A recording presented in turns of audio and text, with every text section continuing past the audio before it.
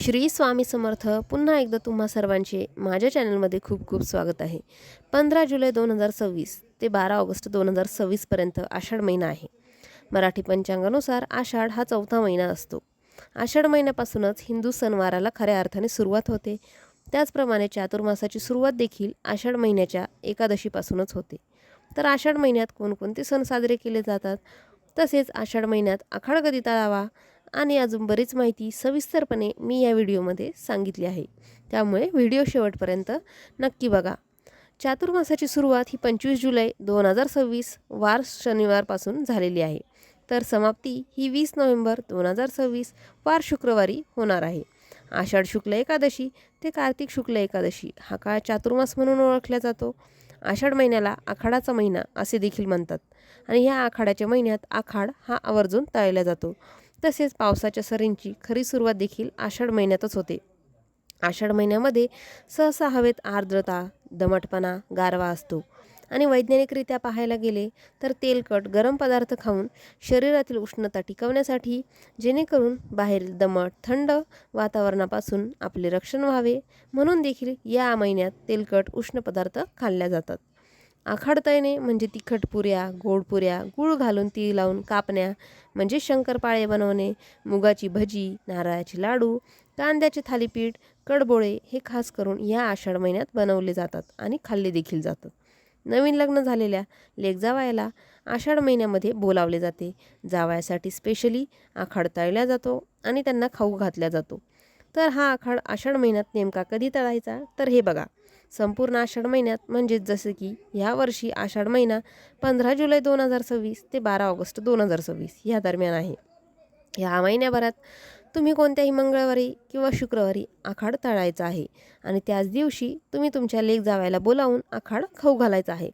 पण जर समजा ते त्या दिवशी काही कारणास्तव आलेच नाहीत तर तुम्ही तरी देखील काहीही हरकत नाही. मग अशा परिस्थितीत तुम्ही काय करायचं आहे की तुम्ही कोणत्याही एखाद्या मंगळवारी किंवा शुक्रवारी आखाड तळायचा आणि मग त्या दिवशी घरातील देवांना स्नान घालून देवघर स्वच्छ करून घेऊन त्या आखाडाचा देवांना नैवेद्य दाखवायचा आहे.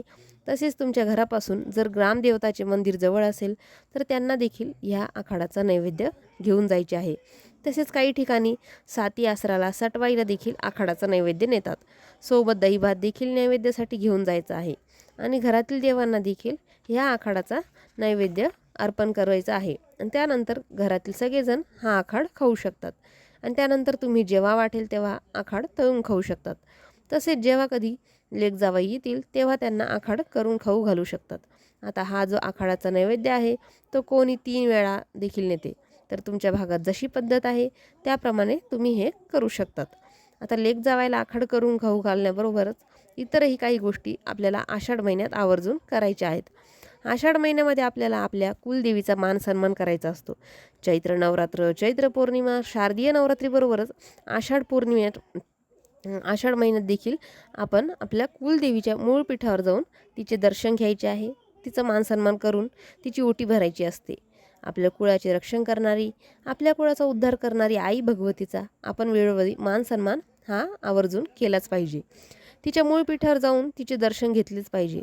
परंतु जर तुम्हाला आषाढात मूळ पीठावर जाऊन दर्शन घेणे शक्य नसेल तर तुम्ही तुमच्या घरी देवघरात जो कोणी तुमच्या कुलदेवीचा टाक किंवा मूर्ती किंवा फोटो आहे त्यांची पंचोपचार पूजा करून खणा नारळाने ओटी भरून मान सन्मान हा तुम्ही करू शकतात. किंवा जर तुमच्या घराजवळच तुमच्या कुलदेवीचं घराजवळ एखादं मंदिर असेल तर तिथे जाऊन देखील तुम्ही ओटी कुलदेवीची भरू शकतात. ओटीमध्ये तुम्हाला खण म्हणजेच हिरवी किंवा लाल किंवा केशरी किंवा पिवळ्या रंगाची सुती म्हणजेच कॉटनची साडी, शक्यतो हिरव्या रंगाचीच ठेवा आणि नऊवारी ठेवा, कारण खण हा सहसा नऊवारीच असतो. हिरव्या काचेच्या बांगड्या, ब्लाऊज पीस, नारळ, हळद, कुंकू, गजरा, रुमाल, मेहंदी कोन, सिंदूर, मणिमंगळसूत्र किंवा काळी पोत, वेणी, फणी, कंगवा, टिकली पॉकेट, तांदूळ किंवा गहू, लाल सुपारी, खारी, खोबरे, हळकुंड, बदाम आणि यथाशक्ती 11 किंवा 21 किंवा 51 रुपये तुम्हाला त्या ओटीमध्ये ठेवायचे आहेत. एखादी गोड फळ देखील ओटी ठेवायचे आणि ही ओटी तुम्हाला तुमच्या देवघरातील कुलदेवीच्या चरणी अर्पण करून तुमच्या घराच्या परिवाराच्या कुळाच्या उद्धारासाठी आणि रक्षणासाठी प्रार्थना करायची आहे. आणि ही ओटी तुम्हाला आषाढ महिन्यातील कोणत्याही मंगळवारी किंवा शुक्रवारी भरायची आहे. जर तुम्हाला शक्य झाले तर तुम्ही संपूर्ण आषाढ महिन्यात दर मंगळवारी किंवा दर शुक्रवारी ओटी भरू शकतात. आणि त्या दिवशी ही ओटी तुम्हाला संपूर्ण दिवस तशीच त्या देवीसमोर म्हणजे देवीचं टाक मूर्ती फोटो ज्याच्यासमोर तुम्ही ओटी भरून ठेवली आहे तशीच त्या दिवशी संपूर्ण रात्रभर तशीच तिथे राहू द्यायची आहे. आणि दुसऱ्या दिवशी ती ओटी तुम्ही तुमच्या घराजवळील एखाद्या देवीच्या मंदिरात किंवा एखाद्या सुवासिनीला घरी बोलावून हळदी कुंकू लावून तिला ही देऊ शकतात. किंवा तुम्ही एखाद्या सुवासिनीच्या घरी जाऊन देखील ही ओटी तिला देऊ शकतात. किंवा एखाद्या देवीच्या मंदिरात जाऊन देखील तिथं तुम्ही ही ओटी ठेवू शकतात. तसेच आषाढ महिन्यात म्हसोबाचा आणि तुमच्या ग्रामदेवतेचा देखील तुम्हाला मान सन्मान करायचा आहे. त्याचप्रमाणे आषाढ महिना हा भगवान विष्णूंना समर्पित असल्याने तुम्ही ह्या महिन्यात दररोज एक वेळा विष्णू सहस्रनाम किंवा एक वेळा व्यंकटेश स्तोत्र पठण करावे. तसेच रोज सकाळी किंवा संध्याकाळी हरिपाठ हा वाचावा.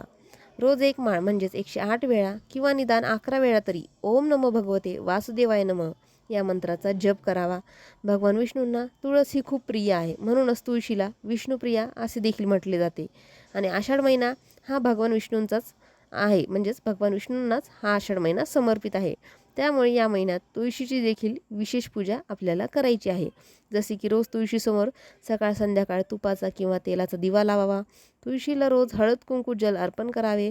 तसेच रोज एक तुळशीचे पान हे भगवान विष्णू किंवा बालाजी किंवा पांडुरंग किंवा बाळकृष्णाच्या मूर्तीला अर्पण करावे. आषाढ महिना हा अतिशय पवित्र महिना आहे, म्हणून ह्या महिन्यात तुम्ही मांसाहार करू नये. तसेच घरात देखील मांसाहार बनवू नये. तर हीच माहिती तुमच्यासोबत मला शेअर करायची होती, म्हणून हा व्हिडिओ बनवला. तर आजचा व्हिडिओ इथे संपवते. व्हिडिओ कसा वाटला ते मला कमेंट करून नक्की सांगा. आवडला असेल तर लाईक शेअर आणि चॅनलला सबस्क्राईब नक्की करा. श्री स्वामी समर्थ. जय जय स्वामी समर्थ.